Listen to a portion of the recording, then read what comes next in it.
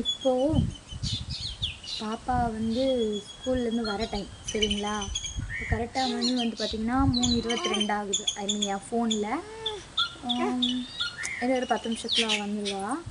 இப்போ குட்டி பாப்பா மடியில் இருக்கிறனால நமக்கு வந்து எங்கேயுமே போக முடியாது.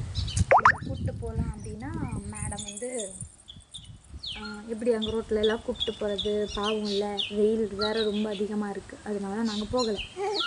இப்போ பாப்பா வந்துடுவேன். வந்ததுக்கப்புறம் இந்த குட்டி பாப்பாவும் அந்த பாப்பாவும் சேர்ந்து விளையாடுவாங்க கொஞ்ச நேரம். ஸோ அவள் வரும்போது அவளோட ரியாக்ஷன் எப்படி இருக்குது அப்படின்னு பார்க்கலாம் சரிங்களா. ஏன்னா நான் வந்து என் வீட்டில் தான் இருக்கேன், நான் போகலை. பக்கத்தில் ஒரு என்னோட ஒரு அத்தைக்கிட்ட சொல்லி தான் பாப்பாவை கொண்டு விட சொல்லியிருக்கேன். அவங்க கூப்பிட்டு வருவாங்க. ஸோ ஃப்ரெண்டில் தான் நமக்கு வர்றது தெரியும். அவள் என்ன பார்த்தா ரொம்ப ஹாப்பியாக இருப்பாள். ஆனால் இப்போ அதை விட அவள் தங்கச்சியை பார்க்கும்போது இன்னும் ரொம்ப ஜாலியாக இருப்பாள். அவள் வரும்போது பார்க்கலாம் எப்படி இருக்குது அப்படின்னு சரியா. இந்த மேடம் இப்போவே வந்து தொடங்கிடுச்சு, அக்கா வர போகிறா அப்படின்னு சொன்னாங்க. அவங்க ரொம்ப குஷியாக இருக்காங்க அக்காவை பார்க்குறதுக்கு. நான் சொன்னேன் இல்லையா பாப்பா வந்து வரப்போகிறா அப்படின்னு. அங்கே கொஞ்சம் லாங்கில் வந்துட்டுருக்கா.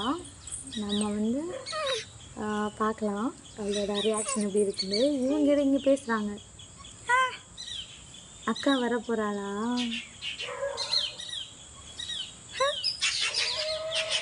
சரி பார்க்கலாமா.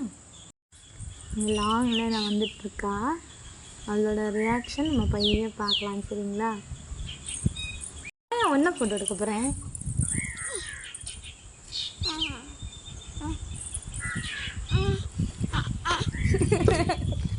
நான் அவங்கக்கிட்ட சொன்னேன்ல 2 பேர் வந்த உடனே ஃபஸ்ட்டு அவள் பாப்பாவை தான் இது பண்ணுவானே, இவளும் அவளை பார்த்தோன்னா ஒரே ரியாக்ட் பண்ணுறா.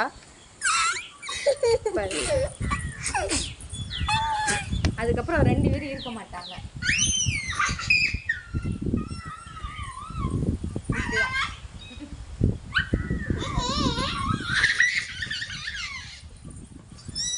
இனி அவ்வளோதாங்க, இப்படி தான் ஒரு 10 நிமிஷம் இப்படி எங்கேயும் வெளியில் போயிடும்.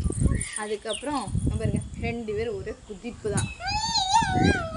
ஒரு காது பாப்பா. சரி பை சொல்லலாமா.